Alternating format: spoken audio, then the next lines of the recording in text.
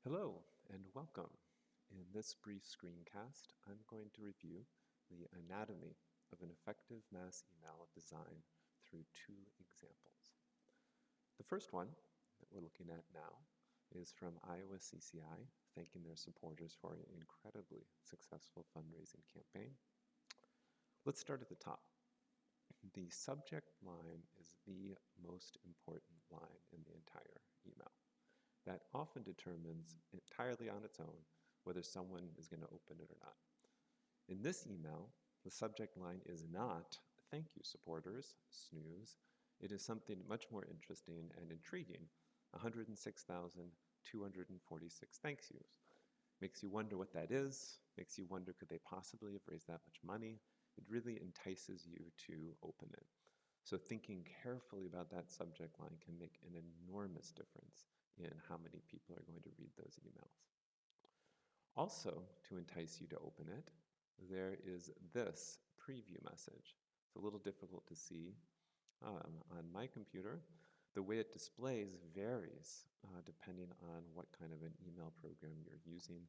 Usually on a mobile phone, this is what is displayed along with the subject when you're listing your messages. So again, it's a really great opportunity to entice people to open the message. In this case, it is "We made you a playlist." It's in the PS. Very smart. Another reason why people might want to open it because they're curious to figure out how they did a playlist, what's on the playlist, maybe they want the playlist. Great thinking, really great approach. Now let's move into the body of the message. First, we have an image. And I'll emphasize we have one image. In fact, that is the only image in this email, and honestly, it's the only image we need. Most people's email programs don't even display images by default. So if your email is littered with images, people get an eyeful of empty spaces instead.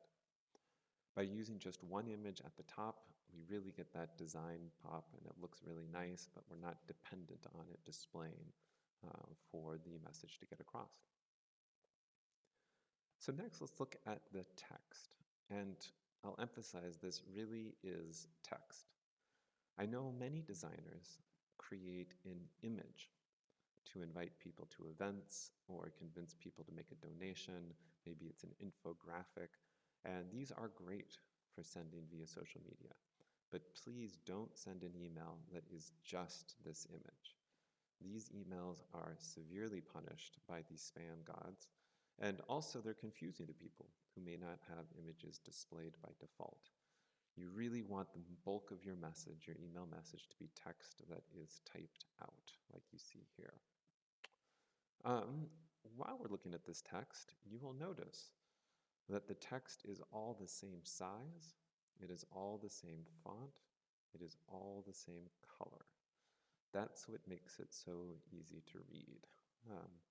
The variations you see are bold, a few sentences, not too many, just a few sentences are bold, and there's a couple underlines. That's a really effective way to help people who are scanning to pull out the sentences that are the most important to read. There's not too much text either as a whole, but there are a few sentences to make it quick and easy.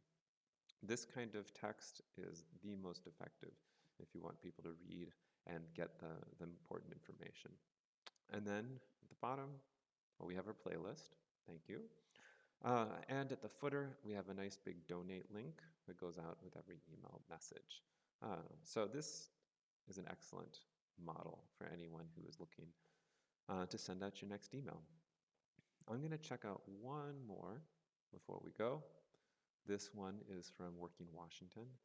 And I'm including this example because this is a good example of a newsletter. You notice the previous example was a focused single-purpose email. This one is a newsletter called the Boss Briefing. And a few things that I like about this newsletter. First, subject. You never want the subject of your newsletter to be newsletter or newsletter edition 12. That is definitely a sleeper, and it's going to be hard to convince people to open that.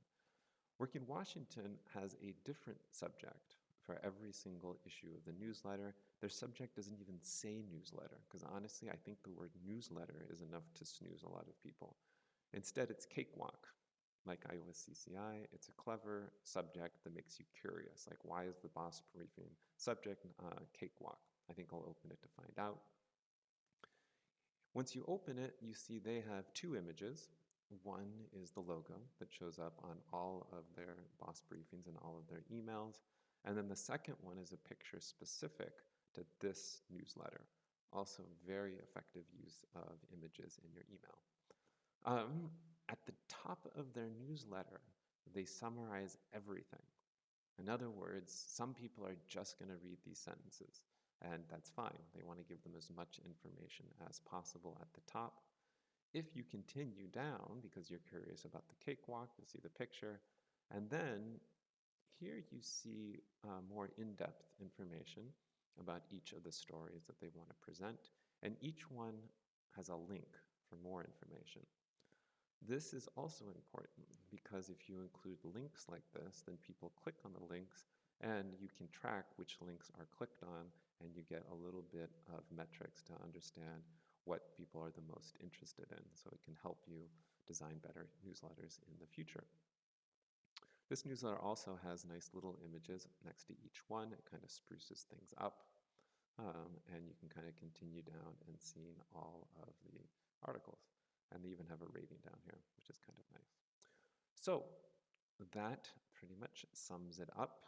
These were two, I think, excellent emails that cover a lot of what I think are the important design elements for getting people to read them. I hope it's helpful.